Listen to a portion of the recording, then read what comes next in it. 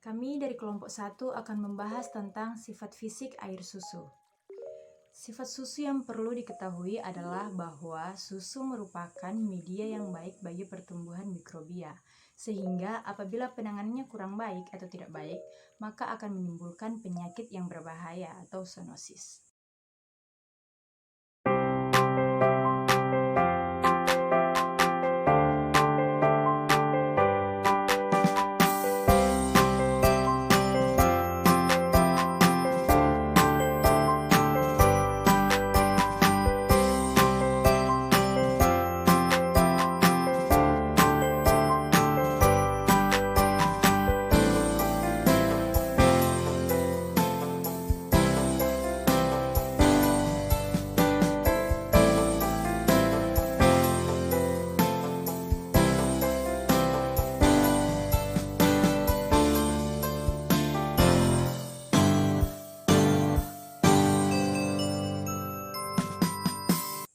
Di samping itu, susu sangat mudah sekali menjadi rusak, terutama bahwa air susu merupakan bahan biologis. Selama air susu tersebut berada dalam ambing atau kelenjar air susu, maka air susu tersebut dinyatakan steril. Akan tetapi, begitu berhubungan dengan udara atau terkontaminasi dengan udara, maka air susu tersebut patut dicurigai sebagai sumber penyakit bagi ternak dan manusia. Kami akan membahas sifat-sifat fisik air susu yang meliputi warna, bau, rasa, berat jenis, titik didih, titik beku, panas jenis, dan kekentalannya. Sifat fisik air susu. Yang pertama ada warna air susu. Warna air susu dapat berubah dari satu warna ke warna yang lainnya, tergantung dari bangsa ternak, jenis pakan, jumlah lemak, bahan padat, dan bahan pembentuk warna. Warna air susu pada ternak berkisaran dari putih ke biru hingga ke kuning keemasan. Warna putih dari susu merupakan hasil depresi dan refleksi cahaya oleh globula lemak dan partikel kloid. Dari kensin dan kalsium fosfat, warna kuning adalah karena lemak dan kroeton yang dapat larut. Bila lemak diambil dari susu, maka susu akan menunjukkan warna kebiruan. Yang kedua, ada rasa dan bau air susu. Air susu yang normal mempunyai rasa agak manis spesifik serta memiliki bau yang khas, disebabkan karena penanganan setelah diperah tidak baik dan susu sudah mulai rusak.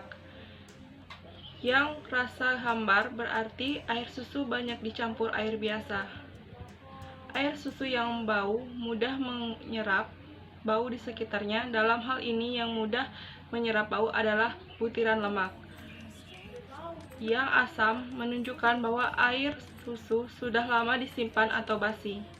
Air susu yang berubah busuk menunjukkan bahwa air susu sudah rusak sama sekali dan tidak layak untuk dikonsumsi. Bau air susu mudah berubah dari bau yang sedap menjadi bau yang tidak sedap.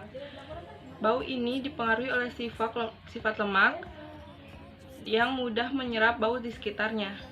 Demikian juga bahan pakan ternak dapat merubah bau air susu.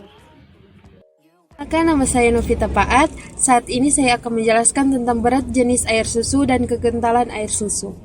Yang pertama saya akan menjelaskan tentang berat jenis air susu. Air susu mempunyai berat jenis yang lebih besar daripada air. BJ air susu sama dengan 1,027 kurang 1,035 dengan rata-rata 1,031. Saat ini saya juga akan menjelaskan tentang kekentalan air susu. Seperti BJ air susu sebelumnya, maka vikositas air susu lebih tinggi daripada air, berkisar 1,5 kurang 2,0 cp pada suhu 20 derajat Celcius. Vikositas whey 1,2 cp dan vikositas susu skim 1,5 cp dan susu segar 2,0 cp. Saat ini saya sudah menjelaskan tentang berat jenis air susu dan kekentalan air susu. Terima kasih.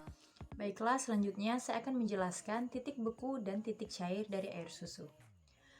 Pada kodeks air susu dicantumkan bahwa titik beku air susu adalah min 0,5000 Celcius. Akan tetapi untuk Indonesia telah berubah menjadi min 0,5200 Celcius. Titik beku air adalah 00 Celcius.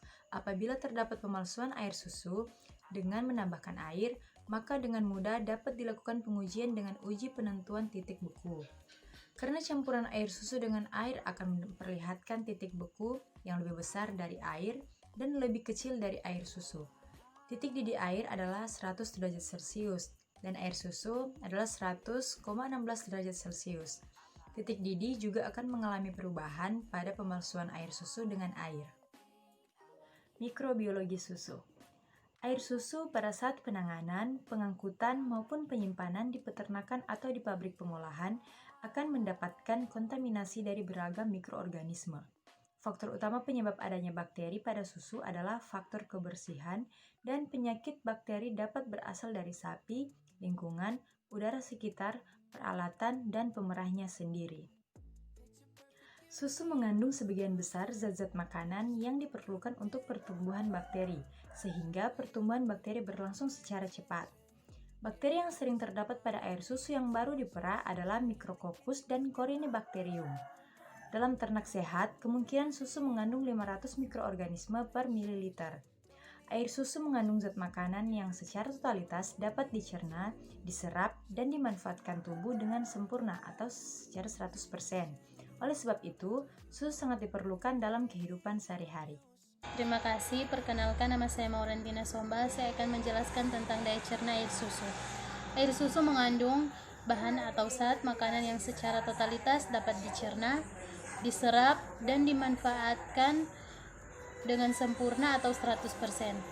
Oleh karena itu, air susu dinyatakan sangat baik sebagai bahan makanan. Tidak ada lagi bahan makanan, baik dari hewani, terlebih-lebih nabati yang sama daya cernanya dengan air susu. Nah, saya akan menjelaskan tentang uji masak air susu.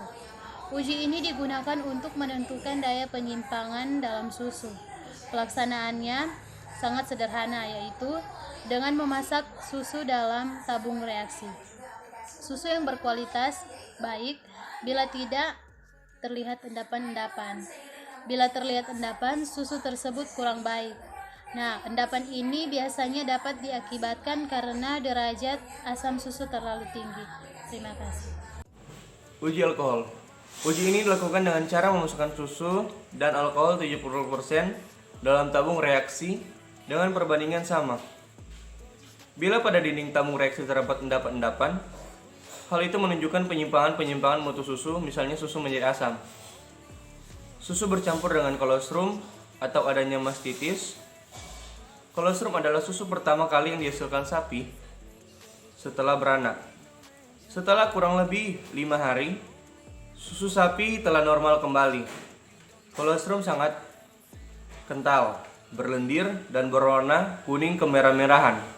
Hal ini menunjukkan adanya penyimpangan mutu susu.